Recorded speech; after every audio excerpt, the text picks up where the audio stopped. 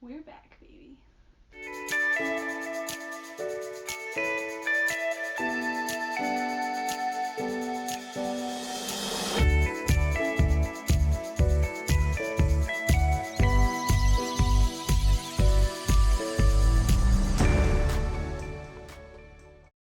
Welcome to our third episode of Shelf Care. Today, I am super excited for this one because we're finally going to get into the planning section of our video diary log fun extravaganza. I'm super looking forward to it. Planning is one of my favorite parts of writing, mostly because it's the time that you really get to brainstorm, and it feels like there's a lot less pressure because you're not actually trying to put words to everything. The planning process that I personally use has come through a lot of scrutiny in the past couple years, so I'm really looking forward to going through this series. It's going to be 3 different episodes. This episode is going to focus a lot on some general things, a lot of the different ways that I particularly use Evernote to make notes and organize my thoughts. The second episode will be a lot more about like outlining and how to make like a scene outline, which can be very intimidating, which is why it deserves its whole own episode. And then the last one is going to be a fun one because I'm going to talk about some things that I do in order to keep myself inspired and motivated while planning and writing. So that'll be a lot of fun too. So yeah, I'm super excited for this episode, and I'm super excited to get started on this. It's gonna be a fun time. All right, so most of my planning that I do when I'm writing is in Evernote. I found a really great article several years ago about using Evernote to plan story ideas. And unfortunately, that particular article is now missing. I went to try and find it to put it down in the description, but alas, it was many years ago, and therefore I don't have it anymore. I was able to find some other articles that kind of provide some similar formats or other ways to use Evernote in order to plan out your story, and then I'll give you my specific layout for notes that I use in my own planning, which is taken and inspired by the original article that I found several years ago, but I have since expanded it and formatted it differently in order to suit my own needs. There are going to be several different types of notes. If you've never used Evernote before, we'll do just a quick rundown on what Evernote is like. So when you open it up, you get this wonderful list of all of your notebooks. I use mine primarily for writing, so as you will notice, all of these are different writing ideas, and I'm scrolling quickly so that you can't see very many of them. And so you can make a new notebook up in this little guy up here, and when you make a notebook, that's where you can organize all of your individual notes, and you add new notes by clicking this green button over here. So this notebook has 15 different notes. If you go back to the previous list of my list of notebooks, you'll notice that there are varying number of notes depending on what story idea it is, and a lot of that depends on how many character profiles I do, which I'll talk about that in a minute, and then also how many like unique structures and elements there are to a particular story, because I'll usually make individual notes for all of those. So we're gonna start back at the novel information. This is kind of like the generic statistical information about your story. So I usually include the title, the author, which is kind of dumb because it's my name, but when I was younger, I tried using pseudonyms a lot because I thought they were fun, so oftentimes I would write a pseudonym in there. And then this section right here, the word count, a number of chapters, and number of pages, is something that you really use after you've finished writing it, so that you can kind of record how long things are in different varieties. If you want to update things like page count, chapter count, and word count throughout the writing, you can do that. I particularly don't. That's usually something I use later in the editing phase. One thing that I use in editing, but you can also use it while you're writing, is this editing notes section. And so if I'm ever writing something and I write it and I automatically know that it's bad, rather than going back and editing it in the moment and kind of getting distracted from the momentum of writing, I will just make a note in the editing notes and go, hey, this isn't working for me. Let's go back and twitch this later. And so then you can kind of keep a record of things even as you're working on it, to be like, hey, these are things that we specifically need to look back once we get to the editing phase. So this next one that I wanted to talk about is the brainstorming note tab. And this one is just kind of a general catch-all. Like, as I'm coming up with things, I will, like, jot down notes in here. Some of this is, like, information that doesn't necessarily deserve its own notes, but it's still important. Next one that I want to talk about is the synopsis blurb. I do 2 different versions of a synopsis blurb. One being a log line. This is like the stereotypical like elevator pitch. So if somebody is like, hey, what's the story you're working on right now? You can just go, 1 sentence, this is what it is. Usually it's very vague, and usually it tries to encapsulate as much of the storyline as possible. And then there's the back cover blurb, which is going to be like what you would find on the back of a book. So it goes a little bit more into detail. So this is kind of goes into names and might cover some of the exposition. Obviously you don't want to spoil anything on here, so it's still vague about some things, but it's more specific than your log line because it goes into a little bit more detail. Then the next one, inspiration and playlist. So when I make a playlist for my writing, I tend to make a playlist, and that's what I'll listen to while I'm writing or planning or whatever. And that kind of helps get me into the right frame of mind tonally as to like what we're trying to make. Sometimes you find songs that fit specifically to certain scenarios and you might incorporate those as well. This is currently my meager inspiration list. This builds a lot over the time that you're writing. Mine usually are very curated.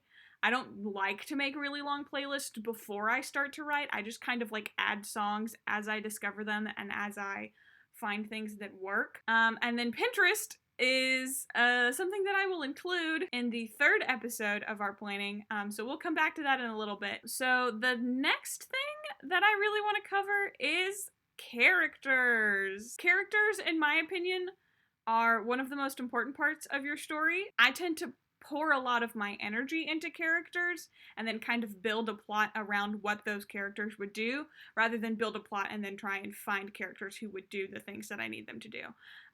So this particular questionnaire I found when I was first starting to write. My parents bought me a book. It's writing children's books for dummies. So it's like that whole for dummies line that's like, how reliable is this? Because you're making books about everything. As much as it's probably incredibly outdated and very simplified, this questionnaire has never steered me wrong. Since then, I've tweaked it a little bit. I've added some questions. I took some questions away. But I found that this is just the right number of questions. Because sometimes you get too few questions and it's not enough to really know your character. And then other times it's you find questionnaires that are like 101 questions to really know your character. And I'm like, I don't have the time to answer 101 questions. I don't even need to know the information in those 101 questions. And I will usually make character profiles not for every single character, but for every character that is a perspective in the story. So if we ever see from that person's point of view, then I will write a character's perspective. So we currently have our protagonist, our wonderful protagonist, Allison Wren, who I love her. Her father is the president, and her mom's the first lady, obviously. She just graduated high school from her very hoity-toity private school where a lot of other politicians go. She's very down to earth and not concerned with the whole popularity scheme that most of her other students are involved in, and this makes them really mad at her because she gets to be the president's daughter, and then she's not going to, I don't know, use that to her advantage or use that to their advantage. And then we have our other perspective, which is Nin. Kai Fall is his name. His full name is Lun Nin Kai Fall. Lun and Kai are titles. Nin is the heir to the ascendancy, to the throne of Liu. And then Lun Kai is basically just denotes that he's the prince. His father is the Hao Kai, and so he's like the actual current ruler. And then Nin is just the next in line. He is gonna turn 20. Part of the story covers his birthday / ceremony into ascendancy. Another thing, all of the characters who are from Liu in the Arctic, because they've lived there for so long, evolutionary genetics has developed to where they all have very, very, very pale, translucent skin and very, very white hair in order to kind of blend into the Arctic background, kind of like a polar bear. You know, a polar bear is white so that it can like blend in with the ice and the snow that's in the Arctic. Kind of like that. He looks very regal. I think I described him as being like very angular in his face, but he is like the softest boy ever.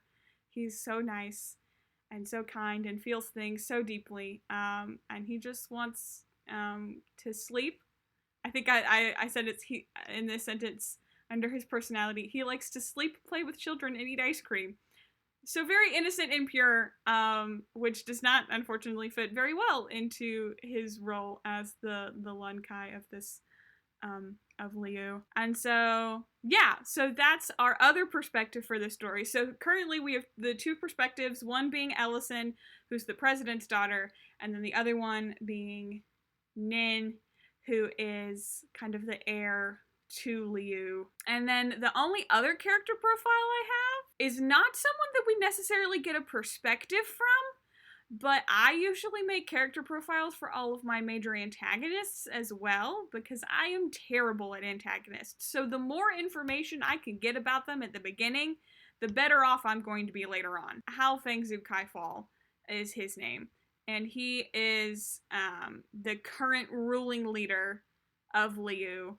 And he is very rigid, very cold and unforgiving, like very unemotional, very strategic. Like if I had to describe him in one word, he is very strategic and very calculated and very concerned with public image in a sense of manipulating environments and people, but then also your perception of those environments and those people to promote and further this idea of this idealized Liu as this utopian society. So those are the three character profiles that I have. Other than that, the other place that I record all of the other characters that I have is in the minor characters profiles tab. This is a good place to record all of your minor characters, so people we don't hear perspectives from or people who aren't main antagonists. They're side characters, friends, siblings, parents, stuff like that, who still further the story, but you don't need to know as much of their motivations and stuff as you do for some of your perspective characters. So we have people like Sean Wren, who's the president, Abigail Wren, who is the first lady. We get Ame, who is Nin's younger sister. We get Kato Williams, who is the Coast Guard captain who gets shipwrecked in Liu, which kind of jumpstarts this whole process. We've got Harriet, who is Ellison's best friend, but also Kato's daughter. We've got, and then a lot of other characters who are part of the castle court, basically, of Liu, and interact with our perspective characters. And usually the way that I divide this up, so it'll be like first name, age, that's what that number is, and then their relationship to the story. So oftentimes these are occupations, how are they related to our perspective characters. So like Sean, in a sense, is Ellison's dad, and that's the most important role that he has, because that's how it relates to our protagonist. But also, he's the president of the United States, so that's important as well, his occupation. And then I'll usually just write down a couple things about their physical description, usually very vague.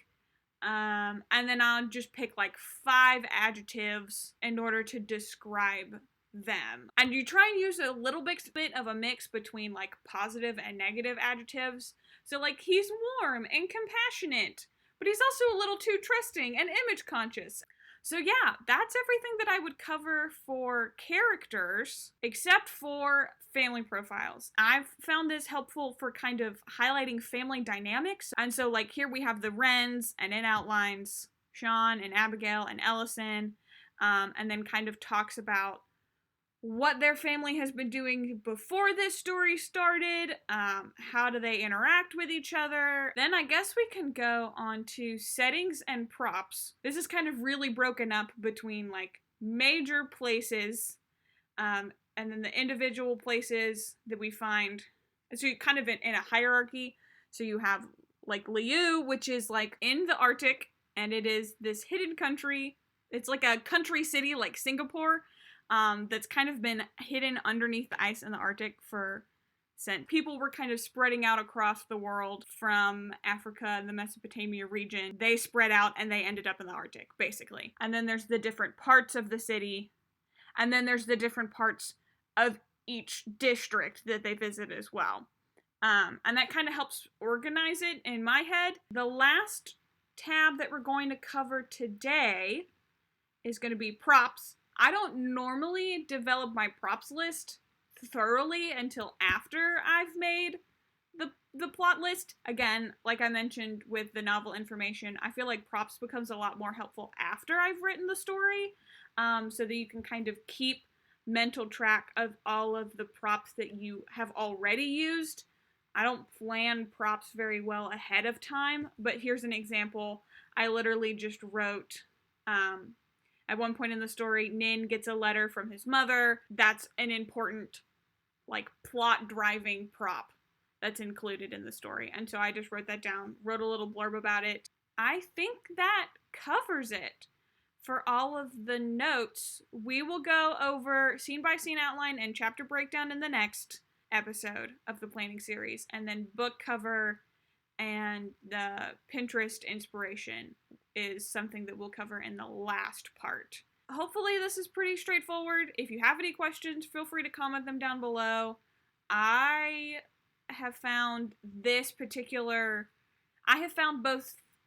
Evernote and this particular format to be very helpful in planning. This is how I've planned just about every story that I've made for like the past 3 or 4 years. This is what we've got going for us so far. I hope that this is exciting and helpful. I will put the links to the Evernote templates that I found in the description down below, as well as a comprehensive list of all of the different types of notes that I use, as well as the list of questions from the character profile as well. I'll put that in the description down below. But otherwise, I hope that this was helpful.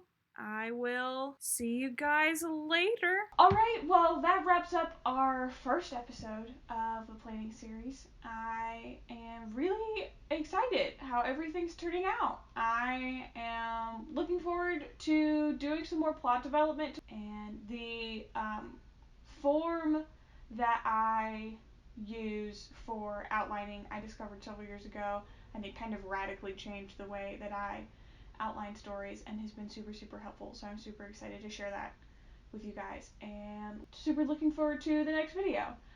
Make sure to like this video if you liked it, to subscribe if you want to come back and watch the rest of our planning videos and stay updated with me over here. Don't forget to comment down below as well, and I will see you guys in the next video. Don't forget to practice your self-care.